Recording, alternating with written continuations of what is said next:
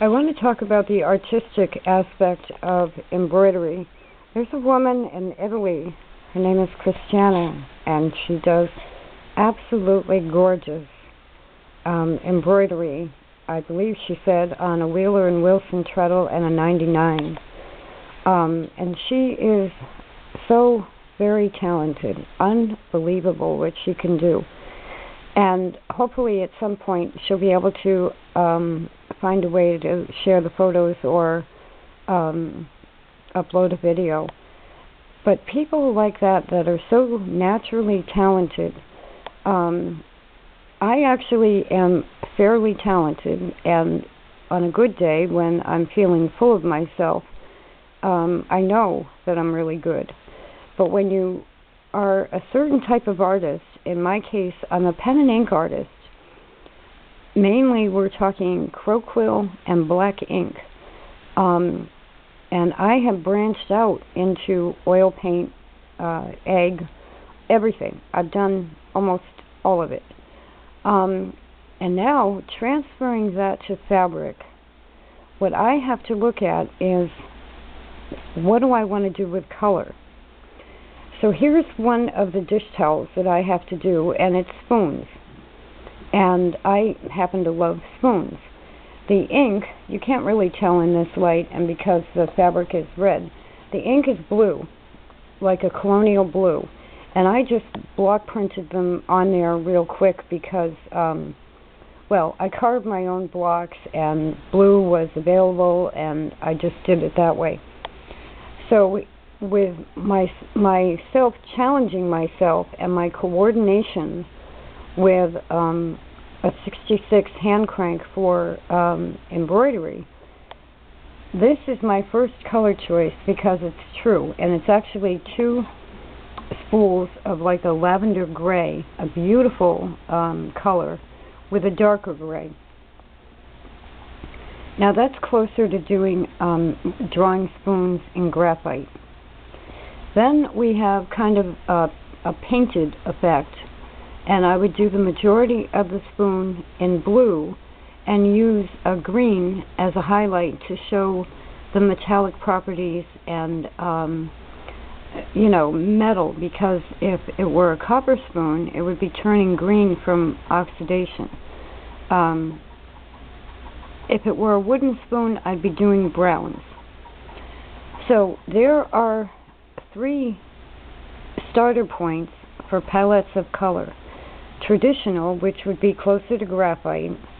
Painted, which would be your choice of any colors. And there I am standing in the middle of everything with black thread. Because if you reduce who I am as an artist to the bare minimums, we're talking a crow quill pen and iron gall handmade ink. And the ink, through an aging process, goes from lavender to brown to black. So, what this does is kick me right back to black and white. So my fabric should be muslin, and my thread should be black. So now, this would even match my kitchen, which is going to be red and white. I would have black spoons on a red background, and then you get a pop of color. You also get the classic properties of black and white.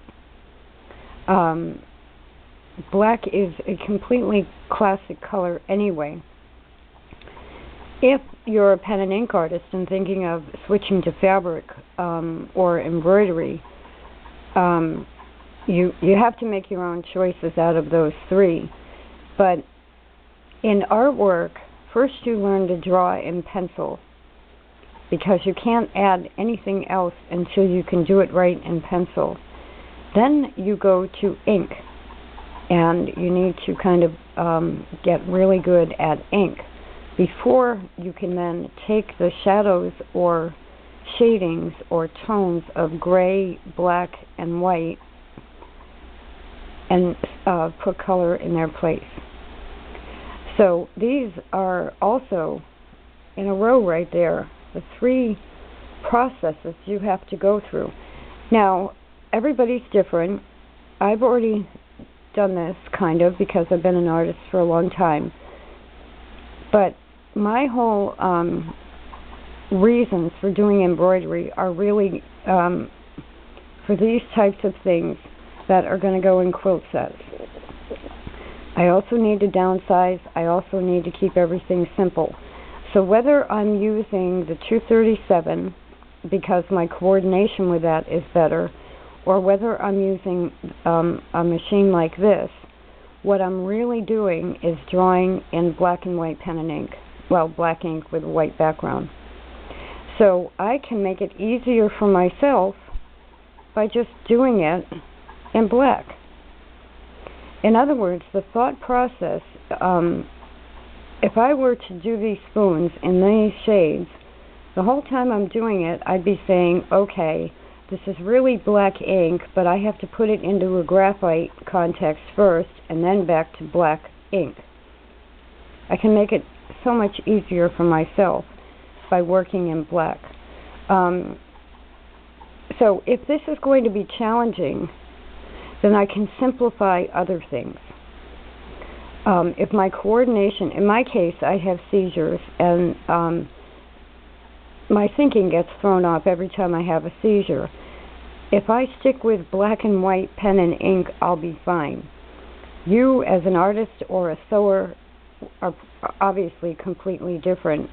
But if the coordination right now is my main issue, and that's why I'm working with this machine, then I can choose to simplify my colors. And I don't think I'm going to lose the ability to paint or use color or any of that. It just means that I'm choosing to work in black without all the shadows and highlights and everything, because it's simpler and I need to focus on the coordination.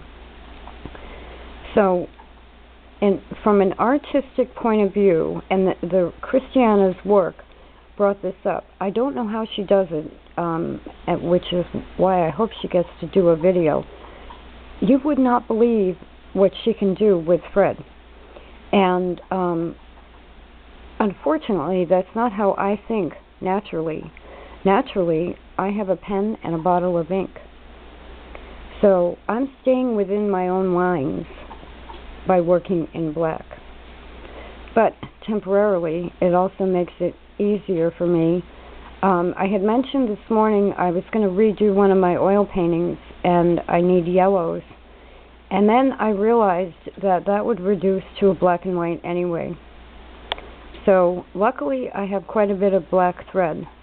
And I think that for myself I'm going to simplify things a little bit and work in black.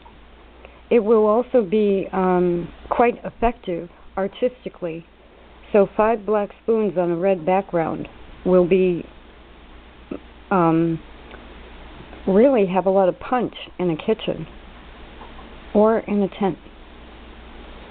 So the disability suggestions I've made are suggestions. I'm not a disability expert, except that I have a disability, but I could never hope to cover all of the different options people might need. And I'm not a therapist or anything like that. So the moral of this video is if you've got like a cyclone flying around you and you're not sure what to choose, go back to whatever your natural tendency is. And in my case, it's black ink.